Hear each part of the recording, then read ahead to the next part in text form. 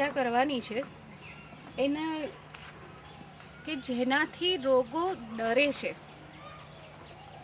એટલે જ સંસ્કૃતમાં જેનું નામ બીભીતક છે, એટલે કે બહેડા. આ બહેડાને સંસ્કૃતમાં એક નામ તો બીભીતક છે જ, પણ પછી કર્ષફલ એટલે બહેડાનું જે ફળ છે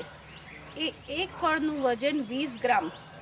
હોય છે, એટલે એનું નામ કર્ષફલ રાખ્યું છે. પહેલાંના જમાનામાં બહેડાના ફળની અંદર જે ગોટલી હોય એનો ઉપયોગ જુગારમાં થતો હતો,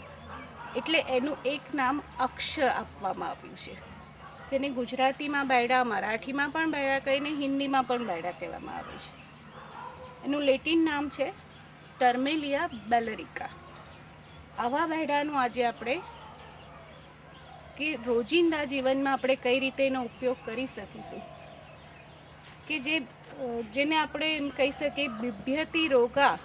એટલે કે જેનાથી રોગો જ ડરે છે, એવા બૈડાનું આજે આપણે રોજિંદા જીવનના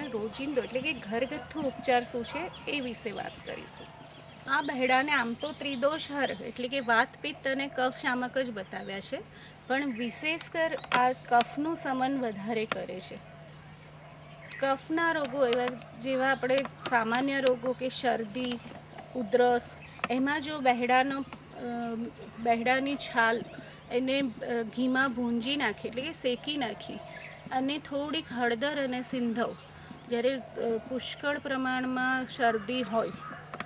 અને ઉધરસ પણ એટલી જ આવતી હોય, કફવાળી ઉધરસ પર્ટિક્યુલર, ત્યારે પણ બહેડાની છાલ લાવી એને ઘીમાં શેકી નાખી અને વાટીને થોડુંક સંચળ, થોડુંક સિંધવ મીઠું અને થોડુંક હળદર એની સાથે મિક્સ કરીને જો ચટાડવામાં આવે, ઘી સાથે ચટાડવામાં આવે, તો તરત જ શરદીમાં પણ ફાયદો થાય છે અને ઉધરસમાં પણ ફાયદો થાય છે. ખાસ કરીને નાના બાળકો જેમને વારે વારે શરદીના રોગ થતા હોય છે, તો એવા બાળકને જમ્યા પહેલાં જો ઘીમાં શેકેલું બહેડાનું એક નાનું બહેડાનો કટકો ઘીમાં શેકી અને એને ચાવવા માટે આપી દેવો, ધીરે ધીરે એનો રસ એને ઉતારવા માટે કહેવું, તો એનાથી એને જે જૂની શરદી સળેખમ હોય છે કે જે વારે વારે એને કફથી ભરાઈ જતા હોય છે, એવા સંજોગોમાં આ બહેડાને જો બાળકને બહેડા આપવામાં આવે તો એને ધીરે ધીરે એ કફનો જે શરદીનો રોગ છે એ કંટ્રોલ થઈ જશે અને જે કાયમી નાક ગળતું હશે તો એમાં પણ ફાયદો થશે. કારણે જ્યારે સોજો આવ્યો હોય ત્યારે બહેડાના પાન લાવી અને એની લસોટી એટલે કે એની લુગડી બનાવીને અને એ લગાવી દેવાનો, અને એની ઉપર બહેડાનું આખું પાન આ રીતે જ પહેલાં લુગડી અને પછી એની ઉપર આ રીતે બહેડાનું પાન જો બાંધી દેવામાં આવે તો વાયુના કારણે જે સોજો થયો છે એ સોજો ધીરે ધીરે વેરાઈ અને તરત જ એમાં ફાયદો પણ દેખાશે. પણ સાથે સાથે જ્યારે વાયુના કારણે શરીરમાં વેદના થતી હોય છે એટલે કે પીડા થતી હોય છે, તો એવા સંજોગોમાં પણ જો બહેડાની મજ્જા લાવી અને એનો લેપ કરવામાં આવે, અથવા તો એ જ બહેડાની મજ્જા જો આપણે થોડુંક ગુગળ ઉમેરી અને એની નાની ગોળી બનાવીને દિવસમાં 2-3 વખત ગરમ પાણી સાથે લેવામાં આવે તો એ પીડાનું પણ શમન કરે છે. બહેડાના ફળની એક ખાસિયત તમને કહું કે બહેડાનું કાચું ફળ છે જો એ આપવામાં આવે તો એ રેચન કર્મ કરે છે, એટલે કે એ જો જેને કબજિયાતની તકલીફ હોય તો એવા સંજોગોમાં જો કાચું ફળ લાવી અને જો એનું પાણી કરીને પીવડાવવામાં આવે તો એ ઝાડો સાફ કરનારું છે. જ્યારે પાકું ફળ જો બહેડાનું ફળ પાકી ગયેલું હોય અને એ પાકું ફળ જો આપવામાં આવે તો એ જેને ખૂબ જ પ્રમાણમાં ઝાડા થઈ ગયા, ડાયરિયા જે થયા હોય તો એને રોકી લે છે. એટલે બહેડાના ફળની એક આ વિશેષતા છે કે કાચું ફળ એ રેચન કર્મ કરે છે અને એવી જ રીતે પાકું ફળ છે એ ગ્રાહી કર્મ એટલે એમ કે જે ઝાડાને રોકનારું છે. જ્યારે એક આયુર્વેદમાં એક તૃષ્ણા નામનો રોગ એટલે કે ગમે તેટલું પાણી પીવે છતાં પણ પાણીની તરસ છીપાતી જ ના હોય એવો એક રોગ બતાવેલો છે, તો જ્યારે આ રોગથી હેરાન પરેશાન હોય ત્યારે બહેડાની છાલને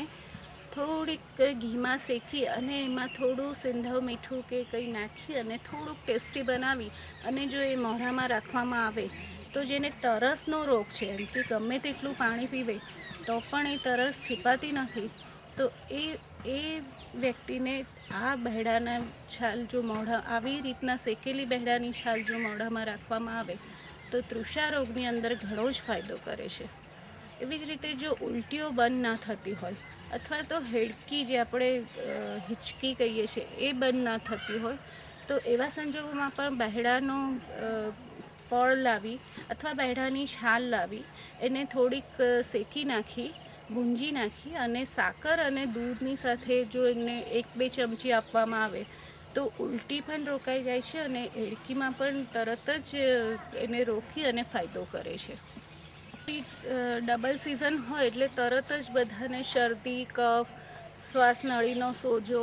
એવા બધા રોગો તરત જ આવી જાય છે. તો જે પણ વ્યક્તિને એમ કે થોડીક ડબલ સિઝન આવી અને શરદી કફનું પ્રમાણ વધારે રહેતું હોય તો એવા જે ભાઈ બહેનો છે અથવા બાળક છે તો એમને માટે બહેડા એ બહુ જ આશીર્વાદરૂપ છે. એટલે કે બહેડાના છાલને તમે જમતી વખતે એ બહેડાનો છાલનો ભૂક્કો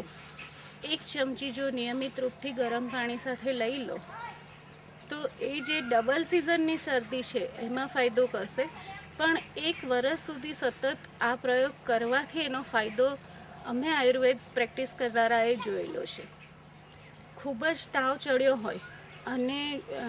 એ તાવ ઉતરતો ના હોય એવા સંજોગોમાં બહેડાના પાન, બહેડાની છાલ, બહેડાના ફળ એ બધાનો ભૂક્કો કરી અને ગરમ પાણી 1 ગ્લાસમાં એને ઉકાળી અને ચોથો ભાગ રહી જાય ત્યાં સુધી ઉકાળીને ગાળીને પીવામાં આપવામાં આવે તો થોડાક જ ટાઈમમાં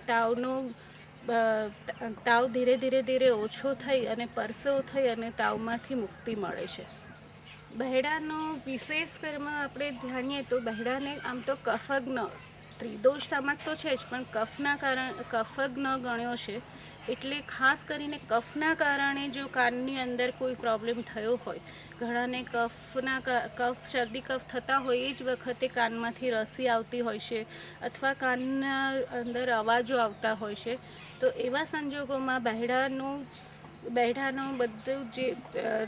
છાલ છે કે પછી પાંદડા છે, ફળ છે, એટલે એનું પંચાંગ છે એ લાવી એને અધકચરું કરી વાત કરી અને તેલમાં પકાવવામાં આવે અને એ તેલના ટીપા કાનમાં જો મૂકવામાં આવે તો જે કફના કારણે કાનના રોગો થાય છે એમાં ઘણો જ ફાયદો થાય છે. નાના બાળકને ખબર નથી પડતી કે કફના કારણે ઘણી વખતે બોલી નથી શકતું પણ એ કાનમાં ખંજવાળ્યા કરે છે અથવા તો એમાં કાનમાંથી રસી જેવું આવે છે, તો એવા સંજોગોમાં પણ ખાલી બહેડાનું પાનને શેકી ગરમ કરી અને એનો શેક જો કાનની આજુબાજુ કરવામાં આવે તો નાના બાળકોને પણ એમાં ફાયદો થતો જણાય છે. બહેડાને આંખની જ્યોતિ વધારવા માટે પણ બહેડાનો ઉપયોગ થાય છે. બહેડાનો ઉપયોગ આંખની જ્યોતિ 2 પ્રકારે આપણે એનો પ્રયોગ કરી શકીએ છીએ. એક તો જમ્યા પહેલાં દરરોજ ઘી અને સાકર સાથે બહેડાનો 1 ચમચી પાવડર લેવો. નિયમિત રૂપથી જો લેવામાં આવે તો આંખની જ્યોતિ પણ વધે છે અને ચશ્માના નંબર પણ ઉતરે છે. એ સિવાય બહેડાનું જે તેલ આવે છે એ તેલનો હાથ અને પગે જો નિયમિત રૂપથી માલિશ કરવામાં આવે તો પણ આંખની જ્યોતિ વધારે છે અને ચશ્માના નંબરમાં પણ ફાયદો થાય છે. બહેડાનું તેલ બનાવીને ચામડીના રોગોમાં પણ આપણે એનો ઉપયોગ કરી શકીએ છીએ. ચામડીના રોગોમાં ધારો કે તમને પુષ્કળ આખા શરીરે ખંજવાળ આવતી હોય અથવા તો સફેદ કોડ હોય, સફેદ જે દાગ પડે છે, સફેદ કોડ જે બને છે, એમાં પણ બહેડાનું તેલ જો નિયમિત રૂપથી લગાવવામાં આવે અને જો કુમળા તડકામાં બેસવામાં આવે તો ધીરે ધીરે એ દાગ ઓછા થાય છે. સાથે નિષ્ણાંત કોઈ આયુર્વેદ વિશેષજ્ઞ પાસે સાથેની જે દવાઓ છે, ઔષધો છે એ પૂછી અને લેવી જોઈએ, જેથી કરીને આપણને કદાચ એવું ઘણી વખત જોવામાં આવ્યું છે કે જ્યારે આ તેલ લગાવીને તડકામાં બેસવામાં આવે છે ત્યારે કોઈક વખત એમાં ફોલ્લા પડતા હોય છે, તો એ ફૂલ્લા ના થાય એને બહેડાનું તેલનો ઉપયોગ કઈ રીતે કરી શકીએ, તો એના માટે કોઈ નિષ્ણાંત આપણે આયુર્વેદ તજજ્ઞ હોય એની સલાહ લઈ અને જો એનો ઉપયોગ કરીએ તો આપણને સફેદ કોઢમાં પણ ફાયદો થાય છે. અત્યારના ખાસ સુંદરતાની ઉપર જ્યારે બધાનું ધ્યાન વધારે છે, તો એમાં આપણે વાળને કઈ રીતે ભૂલી શકીએ. વાળના અંદર જે વાળ જલ્દીથી સફેદ થઈ જાય છે અથવા પીળા કલરના પડી જાય છે, અથવા તો ધીરે ધીરે વાળ ઘણા જ ઉતરીને એક પ્રકારની ટાલ જેવું થવા માંડે છે, તેવા સંજોગોમાં બહેડાનું તેલ નાકની અંદર એક એક ટીપું મૂકવાનું અથવા તો એ જ બહેડાનું તેલ માથામાં લગાવવાથી જે વાળ જલ્દીથી સફેદ થાય છે એની ક્રિયા ધીમી થઈ જાય છે અને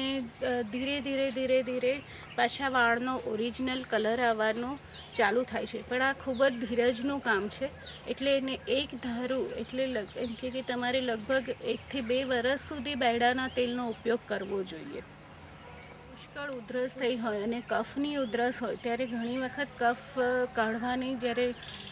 કફ કાઢીએ છીએ ત્યારે ઘસાઈ અને ગળફામાં સાથે લોહી આવતું હોય છે. તો એવા સંજોગોમાં પણ બહેડાની છાલનો પાવડર કરી અને ઘી અને હળદર સાથે લેવામાં આવે તો એ જે ગળફાની અંદર છોલાઈને આવેલું લોહી છે એ તરત જ બંધ થઈ જાય છે અને ઉધરસને પણ કંટ્રોલ કરી લે છે. એક આયુર્વેદમાં એક ત્રિફલા રસાયણ કરીને એક રસાયણ કર્મ બતાવેલું છે કે જેનાથી વૃદ્ધાવસ્થાને આપણે મોડેથી આવકારી શકીએ એવું એક રસાયણ કર્મ આપણે બહુ જ સામાન્ય રીતે કરી શકીએ. ત્રિફલા એટલે બહેડા, હરડે અને આમળા. તો એની માટે સવારના ખાલી પેટે 1 હરડે, જમ્યા પહેલાં 2 બહેડા અને જમ્યા પછી 4 આમળાનો પ્રયોગ કરવો જોઈએ. જો નિયમિત રૂપથી આ આપણે